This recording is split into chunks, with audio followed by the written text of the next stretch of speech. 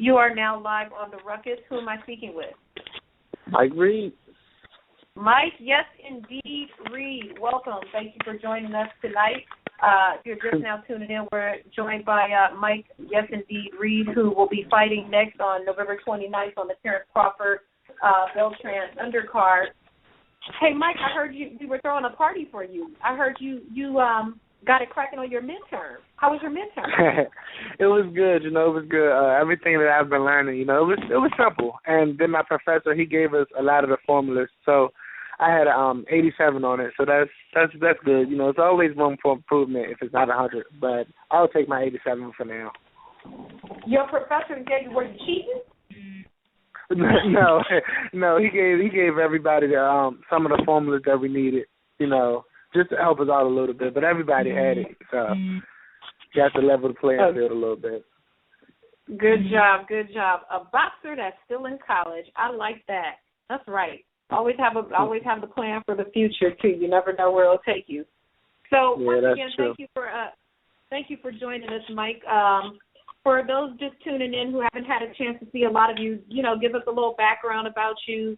How you jumped into the sport and where you are today, because we know that you were assigned to Top Rank. But just for those who are not as familiar with you as we are. Okay, well, I'm 21 years old, 11-0 as a professional. Been pro for a year and a half now.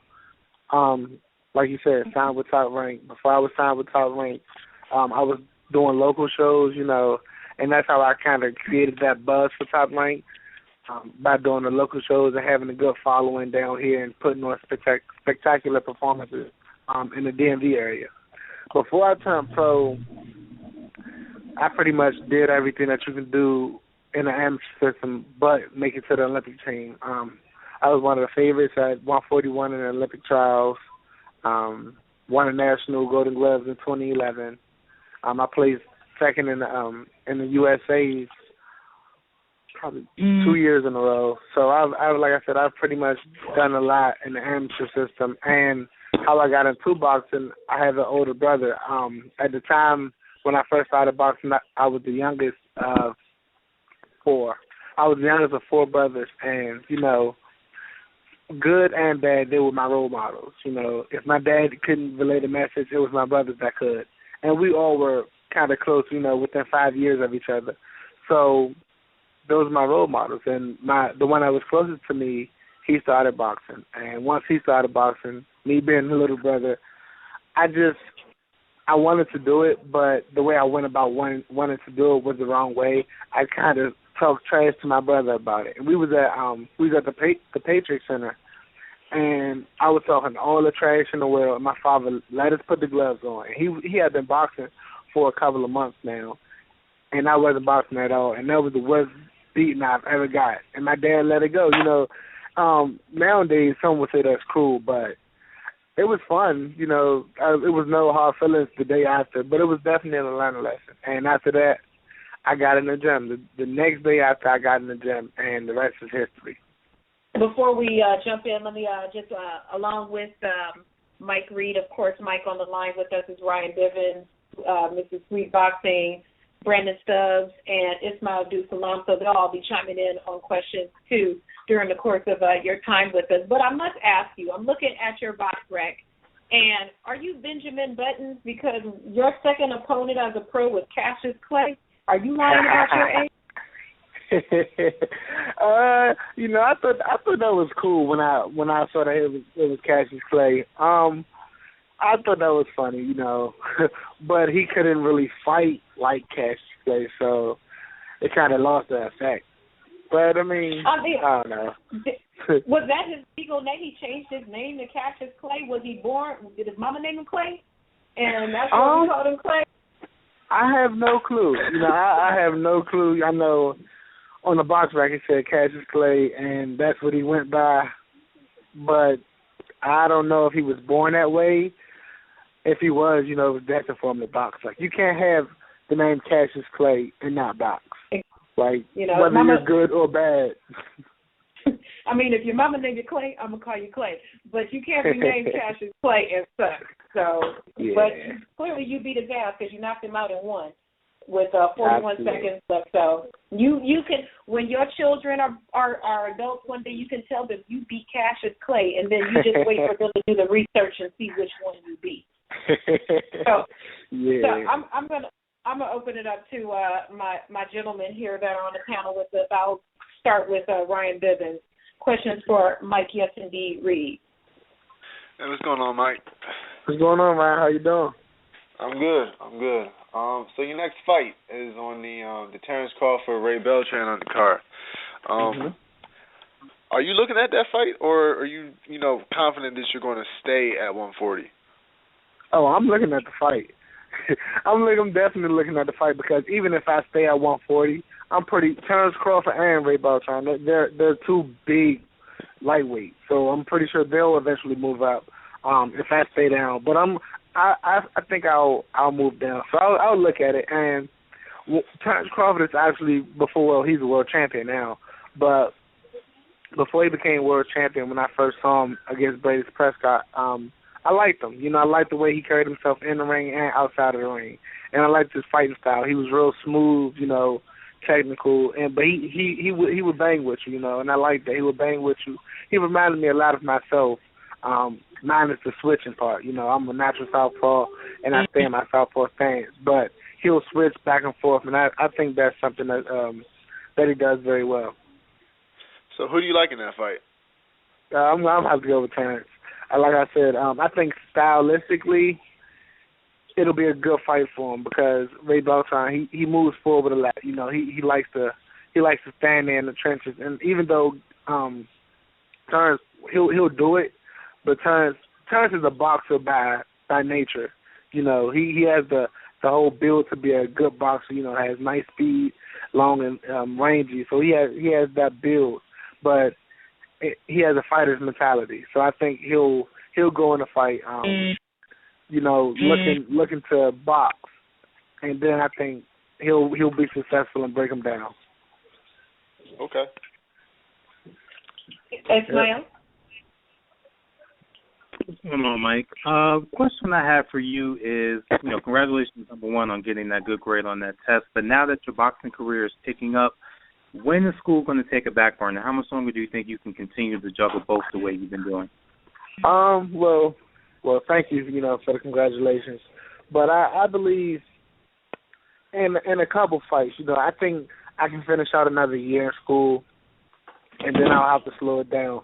And I have gradually slowed down. Like I'm a full-time student, but I don't take 5 classes a semester. I take 3 classes. I'm taking 3 classes now, and then I'll take 2. I'll take 2 in the summer, and that way I can still graduate on time and still be eligible as a full-time student. So that's what I'm doing now.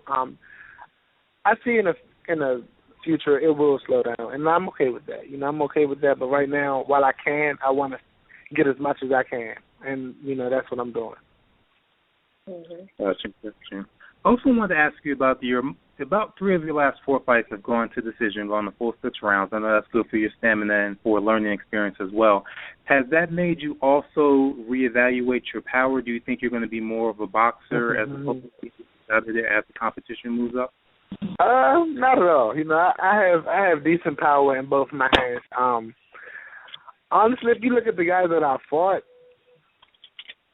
they're double opponents, and that's what they make their name off of. The last guy I fought, I think he was stopped 2 or maybe 2 or 3 of his 10 losses, and the guy before that was only stopped once, and the guy before that was a big opponent. He has fought as high as I think it was like 150 or like 154 or something like that, but he was a bigger guy. And you can see the size difference, when we fought. When we fought, he was probably a middleweight maybe. He looked a lot bigger than me, and I gave him all the credit for actually cutting down the weight and blowing up like that. But he was a durable opponent. The last guy I fought, he was durable as well. And, if you look at all of the fights, I broke my opponents down, and that's been my MO, since an amateur. Since an amateur, it was always, you can look at me and tell that I have a pro fighting style, and I break my opponents down, and I would lose the first round of fights, you know, a lot. And that's because it took me a little time to warm up. And a lot of the fights that I did lose, I would lose the fight in the first round, you know, not getting stopped, but I would be down so much, you know. We only had 3 rounds, 3-minute rounds, so I would be down. I'd be down a lot and then have to work my way back out of the hole. But I think I'm going to be a fighter that breaks people down, you know. And if I get you out of there early, I get you out of there early. But I won't press it. You know, I've never been pressed for knockouts because I think I have a crowd-friendly fighting style. So even if I don't get the knockouts, I know everybody that sees me fight, they'll be satisfied with my performance. So that's one of the major things that I'm worried about. Yeah, so that was going to be a segue into a question that I have. You know, you're a young fighter at 21 years, and we notice that the trend now in boxing is to have these spectacular finishes that are quote-unquote fan-friendly styles. As you go through the course of making your fights, do you feel that pressure, like every time you get in the ring, I got to try to knock this guy out, I got to headhunt as soon as I get in there to keep myself relevant in the marketplace? Have you felt that pressure? No, not at all. You know, I give credit to my team. You know, they kind of keep me relevant, you know, keep me in the news. And also my trainer, you know, who's my dad. We work on different ways to be crowd friendly without really taking that much damage or taking that many risks. Like one of my fights, it was probably a minute had gone by, and I probably had thrown maybe 10 punches maybe, but the guy was putting a lot of pressure on me, and I was slipping a lot of the punches, and the crowd, you know, you had the crowd ooh and ah. So that's one of the different ways we work on, you know, being crowd friendly. You can be crowd friendly a lot of different ways. You don't have to sit there and, you know, be barbaric and go to war with your opponent all the time. You can stand in the pocket, make them miss, you know, counter them, and make it look pretty. So that's some of the things that we do. I don't really feel the pressure of getting knockouts. What's going on, Mike? What's going on? You know, I've had the pleasure of interviewing you over the last couple of years and kind of seeing you progress as being, you know, a regional prospect to now signing with Top Rank. One thing that I've always admired about you, and I've said very publicly on Twitter and even when I've interviewed you, is you seem to have such a level head and seem to be such a good kid. You know, with you going to school and you still want to further your education, what is keeping you so level head now that you're progressing? You're going to be a part of the Top Rank. You know, bigger things are going to be ahead of you in the future. What's keeping you so grounded and not like some of your counterparts in the boxing game right now? Well, like I said before, my team, you know, my team and my upbringing. I think my parents and even the people that aren't my parents, but they've been in my life my whole life, you know, it's a thing about being humble, you know, and that's what I want. I'm going to teach my kids as well. You know, if you're humble, then you'll get what you deserve. Nobody likes an arrogant guy. You know, it might sell tickets, you know, but at the end of the day, if you're real arrogant, you'll get humble real fast, especially in the sport of boxing, where one punch can change the whole fight. You'll get humble real fast. So when it goes to boxing, like I said, that's why I'm the way I am. My parents and the people outside of my parents when I was growing up, you know, everybody had one goal, you know, had the same tone, and it was to be humble. Be humble and appreciate those that's around you. And I'm going to teach my kids the same thing.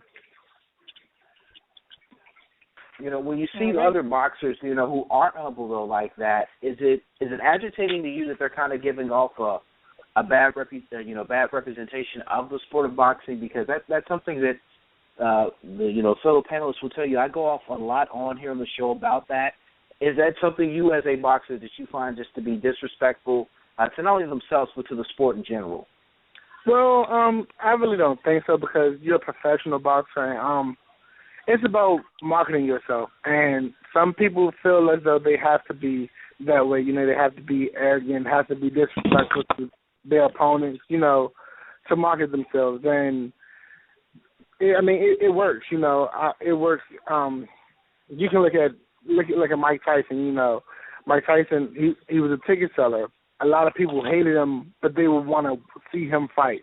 They would pay their hard-earned money to see Mike Tyson lose, but he kept winning, you know. And every time he'd have almost more haters, or I would say people that wanted him to lose because they didn't like his manner outside of the ring and inside of the ring, than people that liked him. Actually, my dad was one of those people. You know, he battle pay-per-view fights to see Mike Tyson lose, and every time Mike Tyson will win. You know, so it's about marketing yourself, and I market myself as a humble guy. And some fighters, you know, they market themselves as arrogant. You know, they're going to talk a lot of trash, and I don't knock any fighter, you know, because at the end of the day, we're doing this. Of course, we love the sport, but we would like to get paid as well. And if that's how they see that they'll get paid faster, then kudos to them. But me, like I said, I'm going to take the humble route, you know, let my friends do the talking and just work from there. Yeah. Ryan Biv? Could you speak on what it's like working with your father as your trainer now compared to when you were a kid? When I was a kid, it was hard in the beginning. It was hard in the beginning because you had the same voice giving you discipline and instructions as a trainer, and the same voice as giving you discipline and instruction as a father. You know, it was one voice. It was always in your ear, and we struggled, you know, back and forth. But we always made progress in as far as, you know, father-son trainer-fighter relationships. Every level. If it was me being 10 years old, you know, winning national silver gloves, me being 16 years old, winning the Junior Olympics, we always had results. You know, no matter how rocky things got, we always had results. And that's one of the biggest reasons that I stayed loyal to my dad because, A, he's my dad. You know, without him, I wouldn't be here. And without the progress that he's made and the sacrifice that he's made, then I wouldn't be where I'm at in boxing as well. So it works, you know, and I'm not going to want to change anything that works. But now, you know, it's a little different now because I'm 21 years old, and he sometimes forgets that I'm 21 years old, and he likes to talk to me like I'm still, you know, his little Michael. And I have to, you know, sometimes remind him. We kind of clash heads because I'll say, you know, you don't have to talk to me this way, or you don't have to yell at me to relay a message. You know, I'm old enough now where so you can get your point across a different type of way, and he understands that. So we still working on compromising in the relationship, but as long as we have results, you know, that's the final thing. You know, as long as we have results and we can look at how our performances are growing, then we'll continue to work with each other and, you know, continue to make noise in the boxing world. So you would say he's on board with that philosophy? Like he wouldn't have any ill sentiments if, you know, you parted ways at some point? No, I don't think so because, I mean, well, he might only because he's been my trainer. He's been my sole trainer since I've been boxing, which was when I was 10 years old. So he put his hard work and his dedication into me. And, you know, you would like to, he does it because he's my father, but at the end of the day, you know, he wants to get paid as well. So if he had a fighter walk away from him, and that's any fighter. You know, I've seen fighters come in the gym, walk away from him, and he'll still talk to the fighter. But if he has a fighter that fights him, he wants his fighter to win because it's kind of like when you put your hard work into something, you would like to see it pay off. And I'm pretty sure he feels some type of way if I left, he would feel some type of way, but him as my father will overrule him as my trainer, you know, and he will make sure I'm doing what I'm supposed to do. He will make sure that it's the right decision for me, and I'm happy with my decision. And you know, we repair our bandages, you know, if we had to, you know, if I had to move on, you know, we'd be taught to, you know, our relationship would definitely take a blow for a little while, and I think that's natural, but I think we'll be good in the event that I had to do it. You know, I think he'll understand. Okay, that sounds reasonable. Mm-hmm.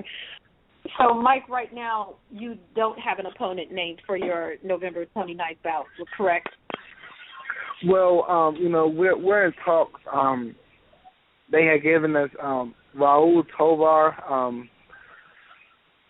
I forget who he fought his last fight, but he has, he's a decent. He has a decent record. I think he's like 14-8 or something like that. And I've watched tape on him, so I think that's the opponent that we're looking for. But it's no signed on opponent yet. All right. Well, for those of who are listening in and they want to keep up with you and keep up with your career, let them know where they can find you on social media and how they can keep up with Yes Indeed Reed. Facebook, Mike Yes Indeed Reed. Twitter and Instagram is the same. Yes Indeed _Reed. I would have to say I use Instagram more, but whenever I have a fight, whenever it has to deal with my fights, I always post on all social networks because I don't have the same following on all social networks. So some people might miss it, on one, but they'll get it on the other. So I try to, keep that in the loop. Let's take a random look at what you posted on Instagram today, because Instagram is an interesting marketplace. Let me see. Let me go back. Okay, we got a Ninja Turtle. Okay, that's acceptable. That's my little brother. We got some ring shots, and we have some juice in the cabinet. Okay, looks unopened, so that is great. Okay, and we got some shrimp and some grits. All right. Oh yeah. We give the Instagram the stamp of approval. If I turned it on and the first thing was a video with somebody with some ones in some underwear, then we was gonna have a problem. Yeah, absolutely not. Absolutely not. Or at least keep those pictures off of Instagram. Just don't put them. All right, Mike Reed. Well, the best of luck to you. Thank you for tuning in with us. And, after your next victory, you'll have to come back and rock with us again. I will do. Thanks for having me on. I always appreciate it. Thanks to everybody, for the questions. Thanks for everybody that's listening.